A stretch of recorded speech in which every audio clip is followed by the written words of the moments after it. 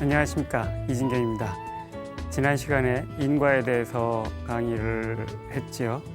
좀 어려우셨을 수도 있을 것 같습니다. 나오는 용어들이나 그다음에 또 과학 얘기 나오면 일단 어렵다라고 생각하시는 분이 많기 때문에 이 말을 걷어내고 들으면 그다지 어렵지 않은데 우리는 말에 가려서 거꾸로 생각보다 쉬운 것도 어렵게 받아들이기도 하는 것 같습니다.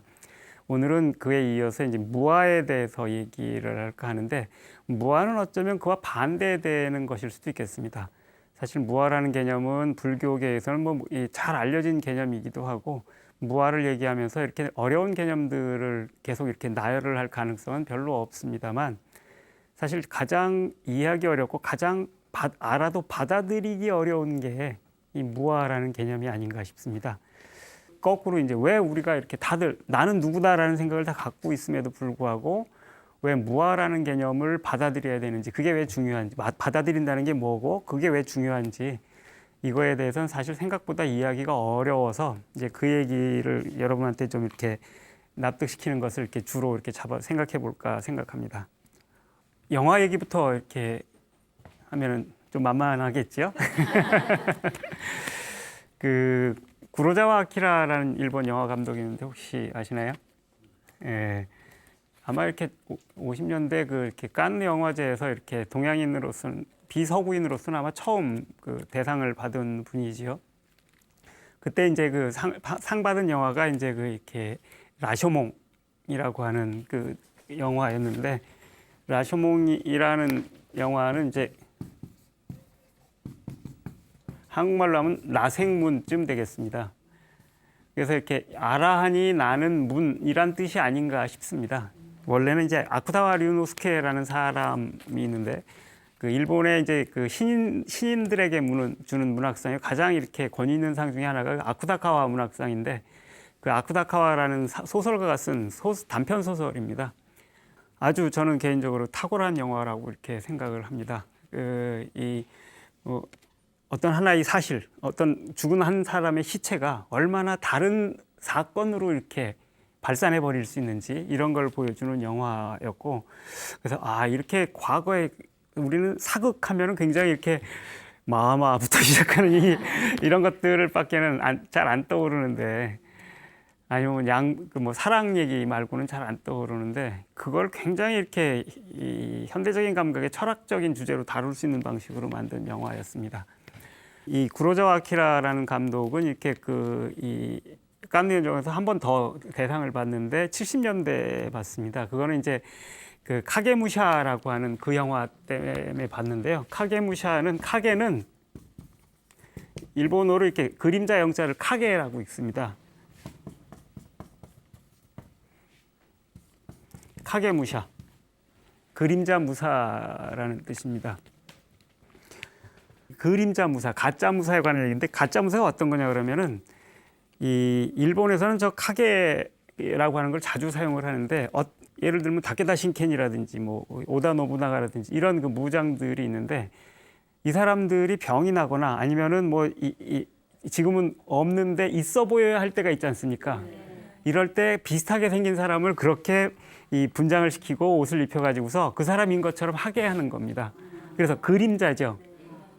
오다 노부나가의 그림자, 다케다 신켄의 그림자, 이런 식으로 이런 카게를 쓰는 겁니다. 그래서 이렇게 꽤 널리 사용이 됐었는데, 일본의 전국시대의 이 무인 중에서 이렇게 이 쇼군 중에서 이제 다케다 신켄이라는 사람이 특히나 이 카게무샤를 즐겨 사용을 했다고 하는데, 이 다케다 신켄 가문에서 이렇게 사용했던 카게무샤 얘기입니다.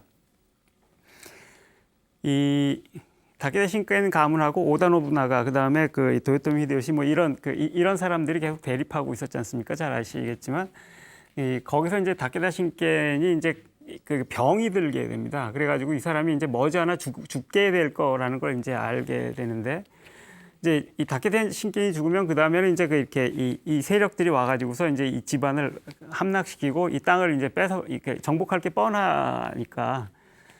근데 그거를 최대한 늦추기 위해서 유언을 남기는 겁니다. 그래서 이렇게 자기 동생한테 유언을 남겨서, 내가 죽은 뒤에도 최소한 3년 동안은 나의 죽음을 알리지 않고 그 카게무사를 써서 이 그림자 무사를 써서 이제 버티라고 이렇게 유언을 남겼고, 그래서 이제 그 이 동생이 이제 그 카게무사 할 사람을 찾는 겁니다.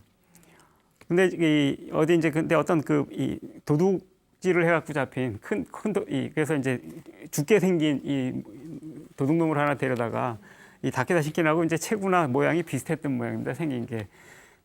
잘 됐어. 너 일로 와 해가지고서 이제 그 카게를 하라고, 그러면 살려주겠다고 이렇게 얘기를 합니다. 카게무샤를 맡기려고 하니까 이 도둑놈이 안 하려고 하는 겁니다. 이상하게. 나 됐다고 뭐 이러는데 부탁을 하고 협박도 하고 해가지고 이제 간신히 이렇게 일단은 그냥 마지못해 받아들이는 것으로 이렇게 했다가 이제 결국은 이제 나중에 하게 되는 겁니다. 근데 이 카게무샤가 해야 될 일이 쉽지 않은 것은, 사실 그때는 이렇게 뭐 그 첩자들도 있고, 그 다음에 저기 거기 신호비라 그러나요? 이렇게 이 자객들도 있고, 여러 사람들이 이제 적진영에서 이렇게 파견되는 사람들이 있고, 내부에도 또 내통하는 사람들이 있을 수 있기 때문에 일단은 적을 속이려면은 자기 내부를 속여야 되는 겁니다. 가족들까지 이 사람이 진짜 살아있다라고 믿어야지, 가족들이 이거 가짜, 이 다케다는 죽었고 이 사람 가짜라는 걸 알면 어느새 다 누설되는 겁니다. 그래서 카게무샤가 해야 될 가장 일차적인 일은 가족을 비롯한 내부자들을 속이는 겁니다. 잘 아는 이 사람을 속여야 되는 게 훨씬 어려운 거죠. 그래서 다케다 신겐이 죽은 뒤에 동생은 묻지도 못합니다. 그냥 어디 항아리에다 이렇게 쳐서 이렇게 몰래 이렇게 묻어둡니다. 왜냐하면 장례식을 치르면 이건 뭐 보나마나 뻔한 거니까. 근데 이제 그 도둑이 어쩌다가 이제 지나가다가 그 다케다 신겐에 들어있는 항아리를 보고서는 놀라면서 이렇게까지 하는데 하면서 이제 열심히 카게무샤를 이렇게 하겠다고 하고서 이제 자처를 해서 열심히 합니다. 그래서 심지어 이렇게 이 다케다 신겐이 휘하에 있는 장군들하고 모이는 회의에도 이제 거기 가서 앉아 있어야 되는데, 그래도 최고 장수인데 뭐 결정하는데 한마디 해야 될 게 아니겠어요? 근데 이제 이 사람이 그 판단을 하면 그것 때문에 하는데, 판단이 이상하면 의심을 살 거잖아요. 그러니까 말을 함부로 해도 안 되는 겁니다. 근데 말을 안 해도 안 되는 거고 어렵죠. 근데 이제 그 말을 해야 될 때가 오면은 이 다케다 신겐이 이렇게 모토로 삼았던 말이 이제 큰 산은 움직이지 않는다라는 말이 됩니다. 그래서 그냥 난감해지면은 큰 산은 움직이지 않는다라는 한마디를 하고서 이제 알듯 모를 듯하게 하면은 그 다음에 아래 것들 아는 사람들이 조정을 해서 이건 이런 뜻이야라고 해석을 해서 이렇게 하고 이렇게 했던 모양. 영화에는 어쨌든 그렇게 나옵니다. 그렇게 해서 버텼는데, 그래서 다 속은 겁니다. 가족들도 다 속였는데 속이지 못하는 게 하나 딱 있었습니다. 거기서 결정적으로 실패하는데 뭐였을까요? 다케다 신겐이 타는 말을 못 속인 겁니다. 다케다 신겐이 타는 말이 굉장히 사나워서 주인 아니면 태우지를 않는답니다. 근데 이제 어떻게 하다 손자랑 이렇게 손주랑 가다가 이제 이걸 잘 몰랐던 거야, 이 사람이. 말 탈 일이 집안에서는 없으니까. 근데 손주랑 가다가 그 마구간에 가가지고 이건 거 있는데 갔다가 이 말을 이제 손주가 타고 싶어 하니까 안 치려고 했다가 안 되니까 이제 자기가 이제 타보려고 했다가 말이 거부를 해서 떨어진 겁니다. 다케다 신겐의 말이 다케다를 떨어뜨렸다. 이건 말이 안 되는 거니까. 그러니까 사람들이 이제 소동이 나서 와 보니까 아닌 것 같다라고 이제 의심을 한 거고, 그래서 당신 누구야라고 물었던 거고, 그래서 이렇게 몸을 뒤져보니까 뭐 다케다 신겐이 아닌 걸 알게 되는 거죠. 그래서 결국은 다케다 신겐이 죽었다는 사실이 가족들에게 알려지고, 머지않아 그게 알려져가지고 오다 노부나가하고 이제 이렇게 도요토미의 연합군에 의해서 이렇게 이 가족들이 패망을, 이 다케다 일문이 이제 패망을 합니다. 근데 이 도둑놈을 하던 사람은 이제 그 뒤에 끝났으니까 이제 집에서 이렇게 나오게 됩니다. 그러니까 뭐 쫓겨난다고까지 하기는 어렵지만 어쨌든 그동안 애썼으니까 이제 좀 돈도 좀 챙겨주고 해가지고서 가라고, 이제 끝났다고. 이 사람은 근데 그 뒤에 나와서 굉장히 이렇게 허탈하게 이렇게 지내다가 그 다케다 신겐이 이제 오다 노부나가 연합군에 의해서 이렇게 막 싸우면서 패망할 때 거기에 옷을 입고서, 갑옷을 입고서 거기에 들어가서 같이 싸우러 들어갑니다. 그리고서는 그 패망하는 걸 지켜보면서 막 우는 걸로 영화가 끝납니다. 처음에 좀 인상적이죠? 예. 처음에는 하라고 해도 안 하던 놈이 그걸 하다가 보니까 다케다 신겐이 아닌데도 불구하고 다케다 신겐 가문 마지막 전투에 가서 마치 자기가 다케다 신겐인 것처럼 눈물을 흘리면서 그 패망하는 것들을 지켜보는 겁니다. 근데 여기서 이 울고 있는 이 사람은 누구일까요? 애초에 그 도둑놈일까요? 아니면 다깨다신겐일까요? 이게 생각하기가 쉽지 않습니다. 그 도둑님이라면 울 이유가 없어요. 난 그 해준 덕에 돈도 받았고 목숨도 건졌으니까 이제 사요나라 하고서 가면 되는 건데 못 가고서 다시 되돌아온 겁니다. 이건 이 도둑놈의 마인드, 도둑놈의 그 퍼스널리티, 인격이라는 게 있었으면 이렇게 할 리가 없는 거죠. 가서 또 그걸 보고서 싸우겠다고 갔다가 거기서 보고서 이렇게 패망하는 걸 보고 우는 것은 다깨다신겐의 눈물을 대신 흘리는 것처럼 보이는 거죠.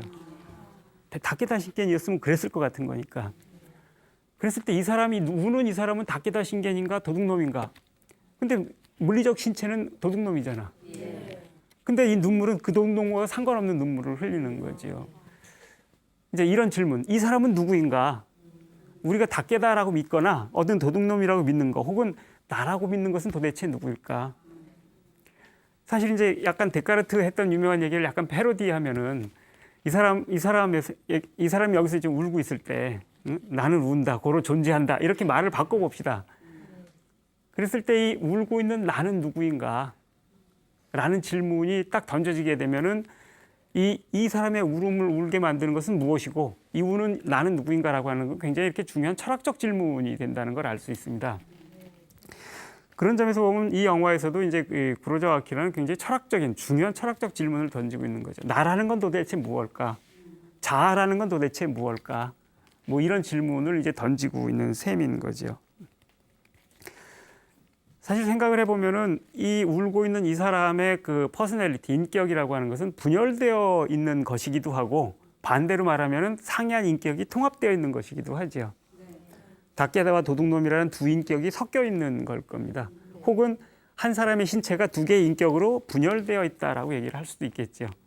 똑같은 말이지만 말은 다르지만 실질적으로 똑같은 의미죠. 뭐 분열된 자아 이런 얘기를 이제 많이 하는데 생각해 보면은 이런 식의 일이 이렇게 이 사람에게만 일어나는 것은 아닙니다. 그 예전에 어떤 소설에서 이제 본 적이 있는데 집에서는 굉장히 이렇게 착하고 가정적이고 그 다정한 아버지인데 직업이 고문경관입니다. 그래서 그 이렇게 이 운동권 피의자 이렇게 이 사건만 조사할 때면은 더없이 무서운 끔찍한 고문경관이 되는 겁니다. 들어온 사람이 이름만 들어도 벌벌 떤다는 이 사람이 되는 겁니다.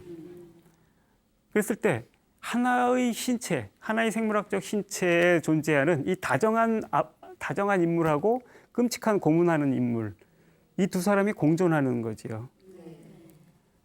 사실 뭐 안 그럴 수 있었으면 좋겠는데 이게 어쨌든 이 사람은 직업은 직업이고 이 가정은 가정이다 뭐 이런 걸 텐데 그 두 개의 인격이 공존하고 있는 거죠. 사실은 분열되어 있다라고도 말할 수 있고 그런 점에서 보면 사실은 울음을 우는 것과는 다른 방식으로 다깨다신겐하고 별 다를 바 없는 사람이라고 얘기를 할 수 있습니다.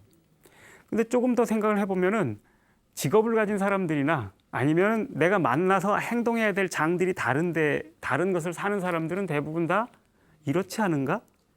이렇게 다시 질문할 수 있겠죠.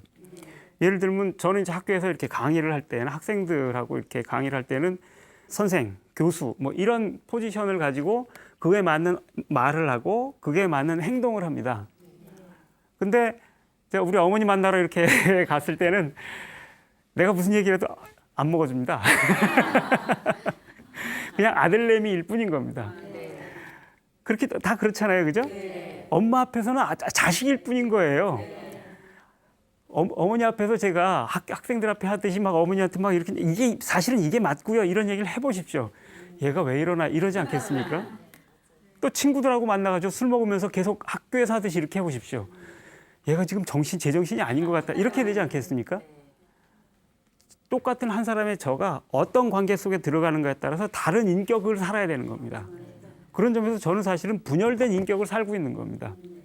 많은 경우는 그걸 이제 나름 연속성을 이제 부여를 해서 학교에서 이러다가 어머니한테 가서도 그래도요 하면서 이렇게 또 어머니도 그래 얘가 직업이 이거니까 또 이렇게 그냥 제가 실업자일 때랑 이렇게 대학에 취직했을 때랑 이렇게 대하는 게 조금 또 달라지기도 하거든요. 같은 아들이어도 이렇게 이런 연속성을 나름대로는 유지를 하려고 하는 거죠. 근데 그렇게 연속성을 유지했을 때 그걸 자아라고 보통 부르는 건데, 냉정하게 얘기를 하면은 두 사람은, 아들하고 대학 선생은 별개인 거죠. 그런 점에서 하나라고 말하기가 어려운 면이 틀림없이 있습니다. 그랬을 때 나라고 하는 건 도대체 누구를 지칭하는 걸까? 혹은 그 모두를 행사하는 이 생물학적인 신체인 나를 뜻하는 걸까? 뭐 이런, 보통은 이제 그 생물학적인 유기체로서의 나를 이렇게 생각을 하는데,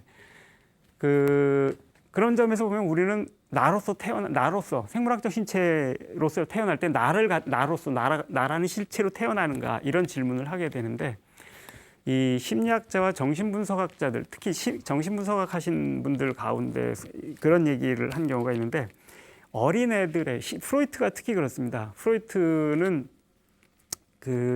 뭐 욕망의 본질이란 성욕이고, 그 성적인 충동, 이게 이제 이런 동물적인 생존들을 하게 만드는 힘이고, 이로부터 인간들이 이제 문화적인 조건을 속에 들어가면서 이제 그렇게 단순한 동물이 아니고 인간의 자식이 되어간다, 뭐 이렇게 얘기를 하거든요.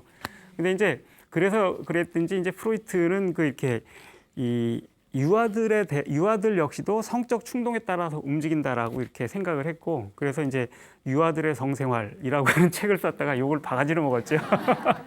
1910년대에 유아들의 성생활이라는 책에 글을 썼으니까 이런 경우가 있어라고 하면서 이제 여러 가지 비난을 듣기도 했습니다. 근데 그 유아들의 성생활이라고 하는 데서 굉장히 유명한, 나중에 이제 심리학에서 자아 발달 이론으로 이렇게 받아들여지게 되는 이론이 나오는데요. 유아들의 경우에는 하나의 유기적 통합체가 아니라는 겁니다. 자아라는 게 없다라는 겁니다.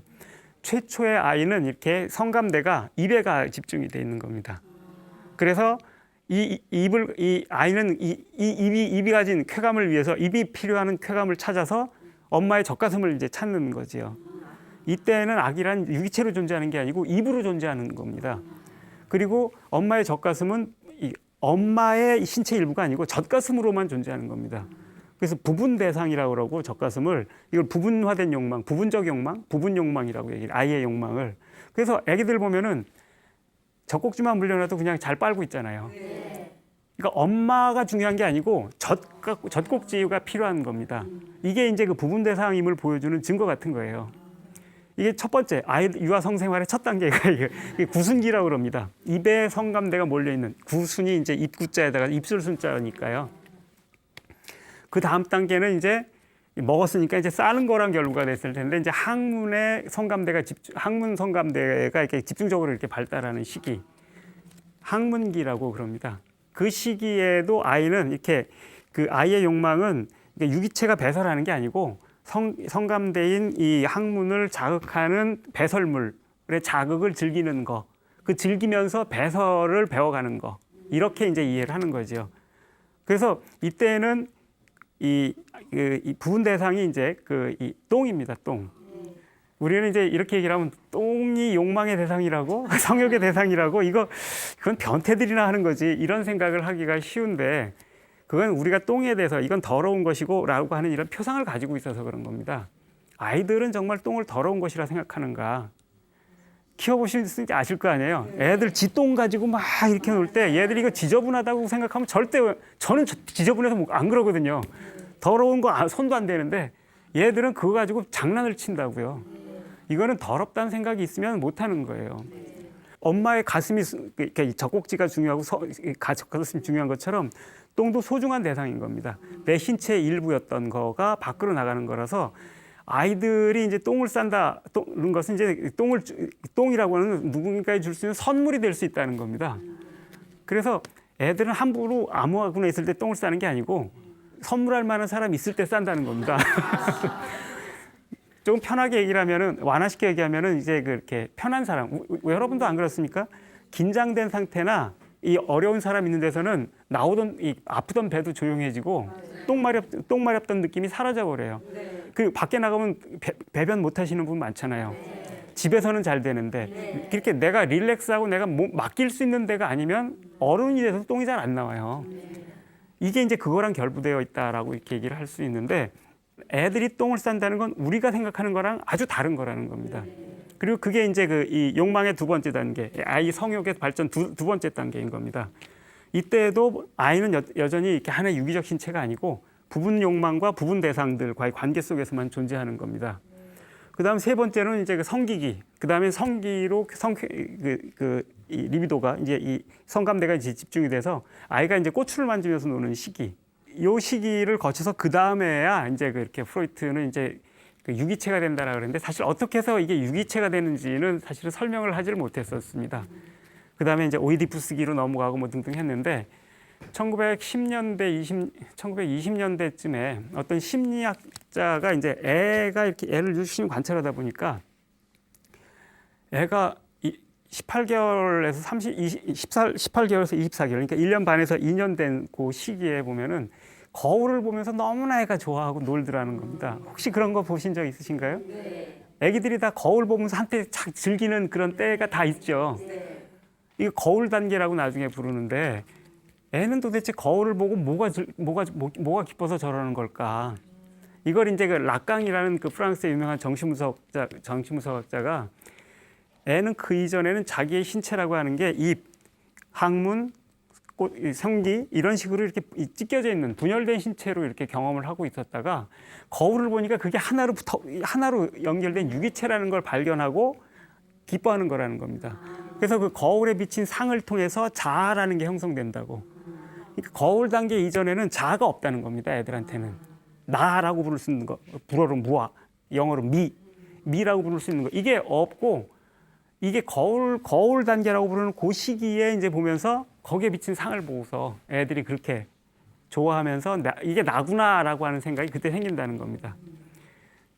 그리고 이제 그런 점에 그래서 이제 그 락강이라는 사람은 이 나라고 하는 것은 이런 거울에 비친 상 이건 사실 정확한 내 상은 아니지요. 왜냐하면 여러분은 거울에 보실 때 나랑 똑같다라고 생각을 하시지만 여러분은 3차원의 신체를 갖고 있는데 여기는 2차원이고 좌우가 바뀌어 있고 거울에 비친 상에 지나지 않는 건데 이게 나구나라고 하는 건 그런 점에서 상상적으로 구성된 허구라는 겁니다.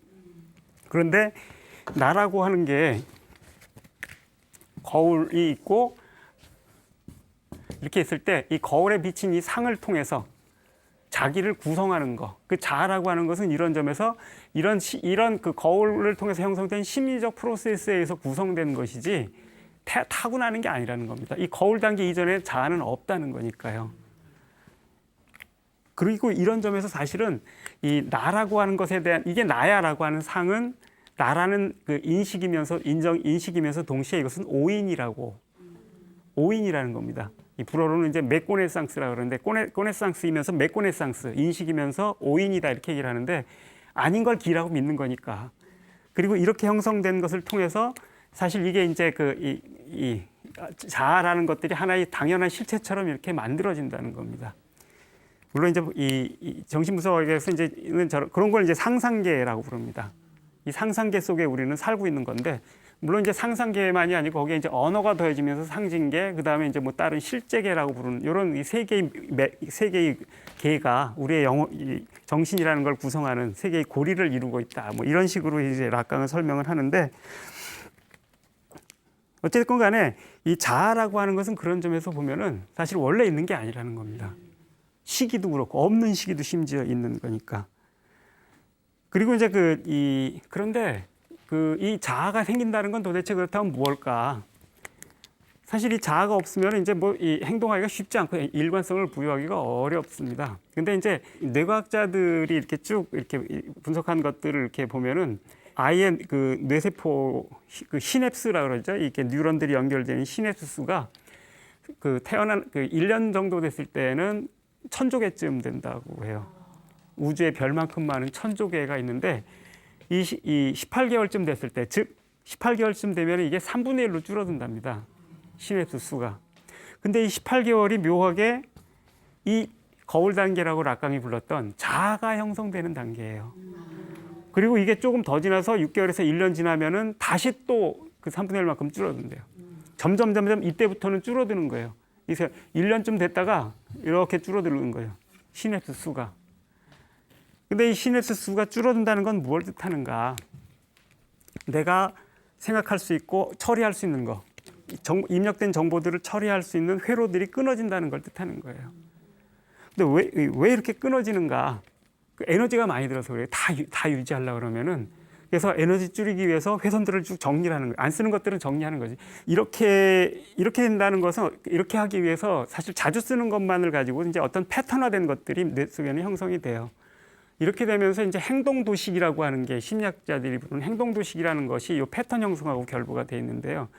가령 여러분들 이렇게 교회 다니시는 분은 교회에 들어가면은 어떻게 행동을 해야 되는지, 절에 다니시는 분은 절에 들어가면 어떤 행동을 해야 되는지, 법당에 들어가서 어떻게 행동을 해야 되는지, 학교에 가면 어떻게 해야 되는지, 침실에서는 어떻게 해야 되고 거실에서는 어떻게 해야 되고 이게 다 다르잖아요. 그래서 이런 게 익숙하지 않은 사람은 처음에 이제 절에 갔을 때 어디 가서 뭘 어떻게 해야 되는지 잘 이렇게 알기가 어렵죠. 배워야 됩니다. 그리고 익숙해지면 그 다음에는 익숙해져서 그걸 탁탁탁탁 하게 됩니다. 근데 아직 모를 때에는 이것들을 처리하기 위해서 어떻게 해야 되는가를 이 많은 연결망들이 필요해요.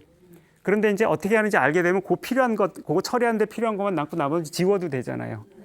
이렇게 됐은 게 이제 행동 도식이 형성되는 거예요. 어디 가면 어떻게 행동해야 되는지, 어디 가면 어떻게 행동해야 되는지 이 도식이 만들어진다는 뜻입니다. 사실 이 도식이 없으면 우리는 굉장히 힘들어요. 지금 여기서 어떻게 해야 되는지 계속 신경 써야 되고 긴장을 해야 되는데 생각할 필요 없이 자동 처리가 되는 거예요. 그러니까 사실 편해지는 거거든요. 그래서 이 패턴을 형성하고 일정한 패턴만 남겨두는 거는 편하게 살기 위한 거예요. 에너지 절약한다는 건 다른 말로 하면 편하게 사는 거예요. 익숙한 방식대로 사는 거. 그런데 이 말은 동시에 무엇을 뜻하는가? 다르게 행동할 가능성들을 지워버리고 잠재성들을 삭제해버린다는 뜻이에요. 그래서 우리는 외국어 R 발음하고 L 발음 구별 잘 못하고 V하고 B 구별을 잘 못해요. 한국어에서는 그걸 구별하는 게 없으니까 구별하는 그 연결선들을 다 지워버린 거예요. 어렸을 때 있었는데. 그러니까 안 들리니까 다시 하려고 그러면 막 새로 연결을 해야 되는 겁니다. 해도 잘 안 되고 혀를 그렇게 하려고 해도 잘 안 되고 이렇게 되잖아요.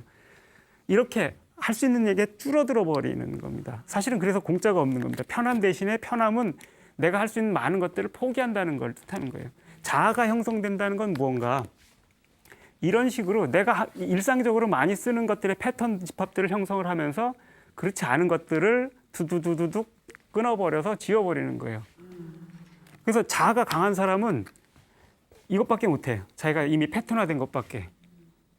대신 이렇게 자아가 이렇게 그래서 자아가 강한 사람은 대부분 고집이 세잖아. 고집이란 뭐야? 아니 이렇게 할 수도 있고 저렇게 할 수 있는데 아니야 난 이거야 이거. 오직 이 길, 오직 한 길, 오직 한 길 이렇게 가는 거. 이게 고집이잖아요. 이 자아가 강한 사람들의 특징이에요. 자신의 확신이 너무 강한 사람들도 이제 그렇게 되는데요. 그런 점에서 자아라고 하는 것은 인격의 형성이지만 특정한 것만 알아듣고 특정한 행동 방식, 특정한 것으로만 생각하고 행동하는 이런 제한과 함께 오는 거죠.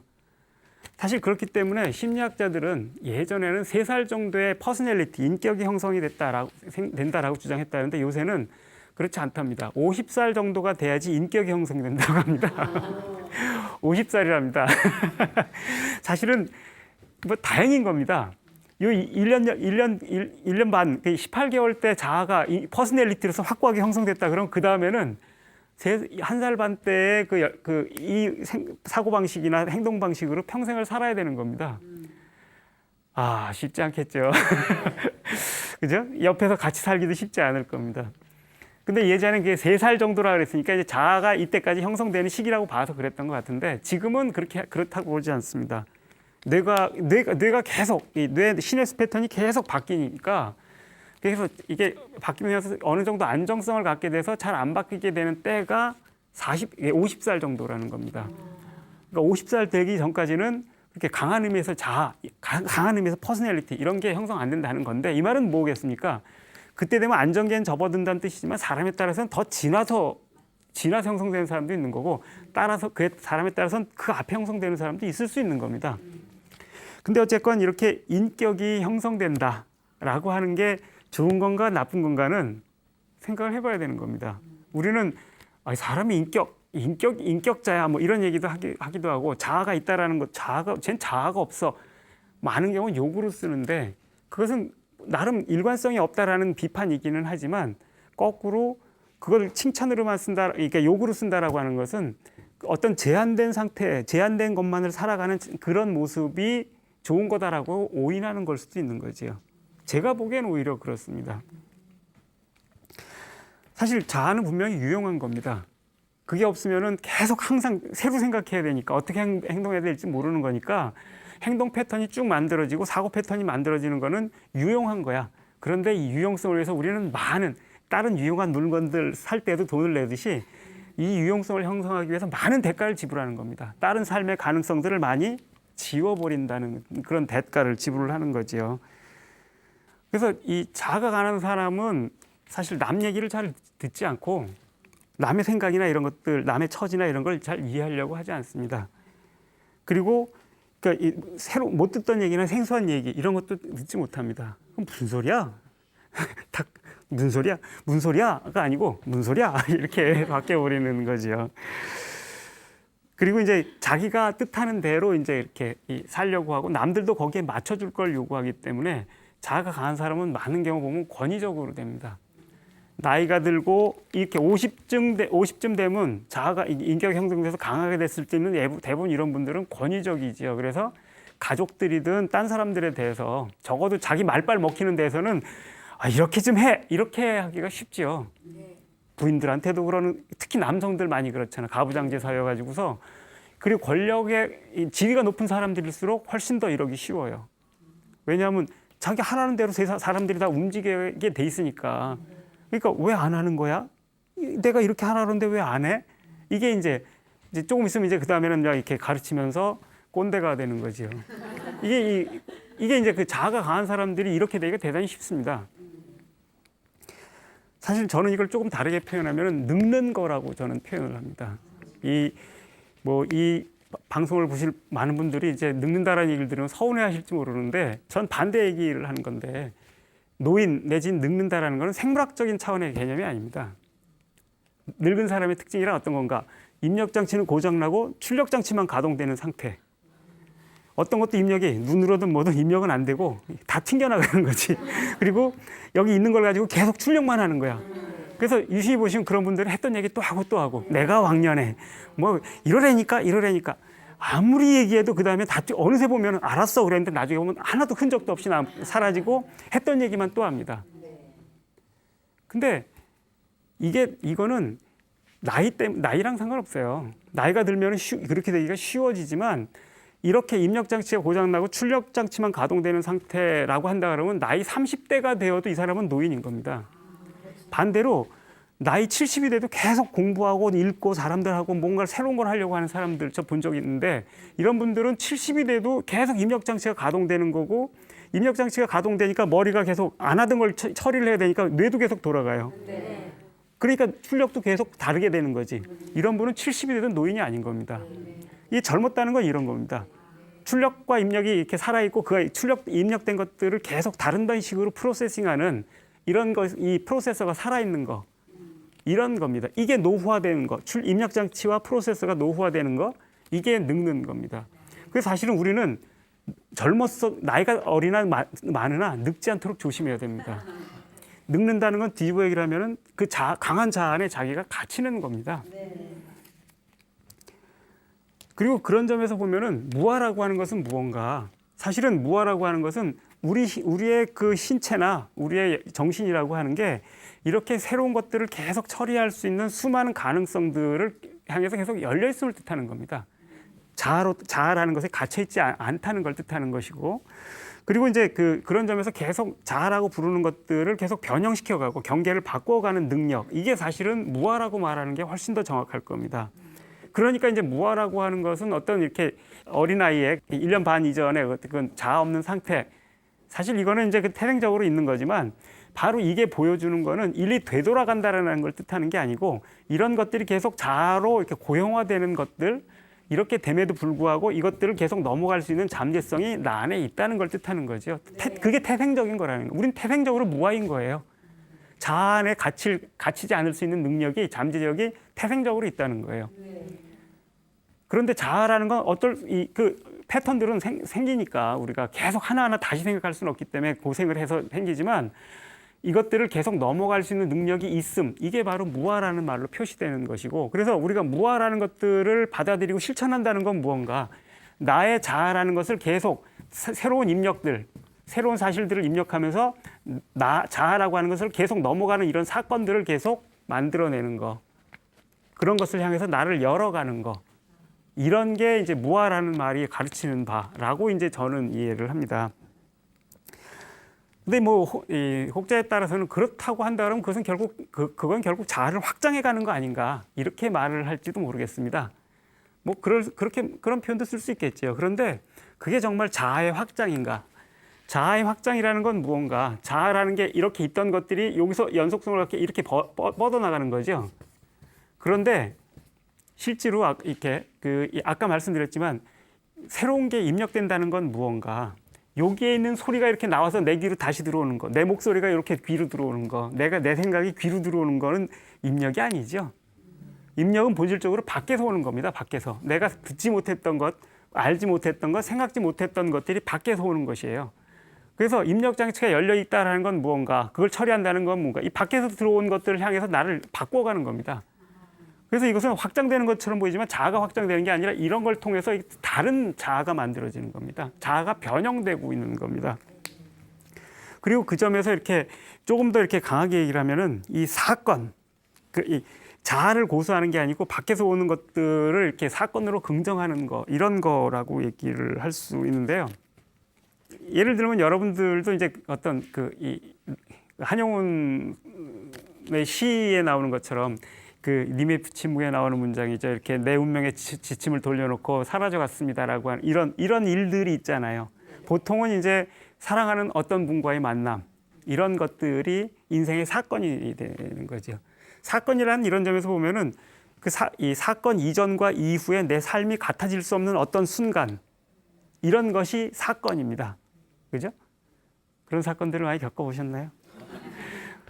우리는 맨날 TV만 켜면 사건 얘기 나오고 신문만 펴면 사건이 나오지만 실제로 내 인생의 사건이라고 할 만한 건 너무 희소합니다. 우리는 너무나 적은 사건들밖에 없습니다. 그 사건이라는 것은 사랑도 그런 거죠. 나는 누구 사랑할 거야 결심해서 사랑하십니까? 그건 안 돼요. 그죠? 때로는 난 저 사람 좋아해야지 관계가 좋아, 여러 가지가 좋은데 저 사람 좋아할 거야. 아무리 결심을 해도 안 되네. 이런 일들 있지 않습니까? 반대로 난 저 사람 사랑하지 않을 거야. 아무리 이래도 안 돼서 힘든 경우가 많죠. 이런 게 이제 사건이죠. 사건은 그래서 외부적인 거야. 밖에서 오는 거라는 거예요. 근데 사건만 그런 건 아니죠. 어떤 사람은 음악 하나 들은 걸로 인생이 확 바뀌어버리는 경우도 있어요. 이런 경우도 있고, 그림 하나 본 게 이 사람 인생을 바꿔놓기도 하고, 뭐 이런 경우들 있지 않습니까? 이런 게 사건입니다. 이때 인생이 달라진다는 건 무언가, 내가 자아라고 믿고 있던 이런 것들이 와해되면서 다른 내가 태어나는 거죠. 어떤 사랑을 통해서, 사건을 통해서 내가 자아라고 믿고 나라고 부르던 예전에 누군가가 죽고 새로운 누군가가 태어나는 거예요. 그래서 블랑쇼라는 프랑스의 이 문학자이자 사상가인 분은, 시인이 바로 그렇다고 그래요. 시인이 자신의 의지를 가지고 시를 쓰는 게 아니라, 시라는 거는 시가 시인에게 오는 거라고. 그리고 시가 시인에게 올 때 시인 안에 있는 누군가, 나라고 예전에 부르던 누군가가 죽는다는 겁니다. 사실 이게 살아있으면은 시인은 내가 생각하는 글을 쓰는 거예요.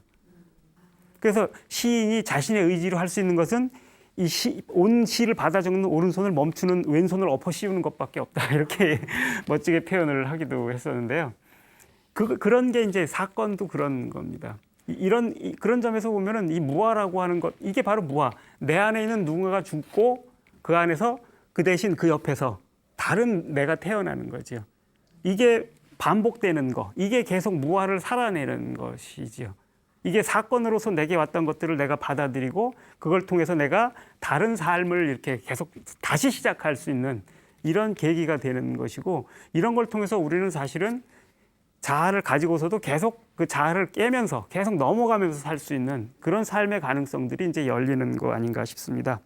그리고 그렇기 때문에 나라고 부르는 것은 아무리 확고해 보여도 사실은 전혀 확고하지 않을 뿐만 아니라 굉장히 가변적이고, 그리고 또 종종 허구적인 거라는 겁니다. 그래서 이렇게 이 금강경에 보면은 이제 유명한 여러 가지 문장들이 나오는데, 금강경에 그런 논법들이 많습니다. 모든 마음이 아니다. 그래서 마음이라 한다.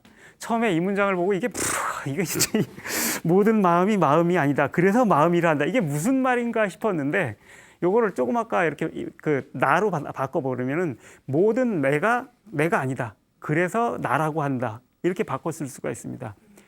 즉 나란 수많은 나들이 계속 죽고 태어나고 하면서 만들어지는 그런 연속체, 이런 변화 과정, 이 그 자체가 바로 나다라고 하는 이런 얘기로 바꿔서 이해할 수 있지 않을까라고 이제 저는 생각을 합니다. 그래서 이제 그 보레스라는 소설가가 이 불교 영향을 많이 받았습니다. 보레스는 그 불교에 대한 강의도 해서 책으로 나온 게 있습니다. 이 사람 보레스는 굉장히 유명한 이 소설가인데 이 사람이 쓴 그 죽지 않는 인간이라고 하는 그 소설이 있는데 거기 보면은 이제 그런 인상적인 문장이 하나 나옵니다. 나는 모든 사람이 될 것이다. 즉 나는 죽을 것이다. 내가 죽을 때 나는 모든 사람이 될 수 있다는 겁니다. 뭐 이게 이런 의미에서 이게 보레스가 이해했던 무아의 개념이었을 것 같고 불교에서 얘기한 무아를 따다가 이제 이런 식의 자기 문장으로 바꿔서 썼던 게 아닌가 싶은데 뭐 그런 점에서 아까 블랑시오가 했던 이 계속되는 나 안에서 내가 죽고 다시 태어나는 거라고도 이제 상통한다라고 볼 수 있겠지요. 뭐 그런 점에서 무아라고 하는 것은 뭐 이렇게 원리적인 차원에서 우리는 아가 없다 이런 수준이 아니고 우리가 살면서 무아를 산다, 무아를 실천한다라고 하는 건 도대체 무언가 이런 것에 대해서 근본에서 다시 생각하게 하는 강력한 실천 철학 이런 것이 아닌가라고 이제 저는 생각을 합니다. 오늘 얘기는 여기서 접기로 하고 다음 시간에는 뭐 보시에 대해서 얘기를 해볼까 합니다. 자, 감사합니다.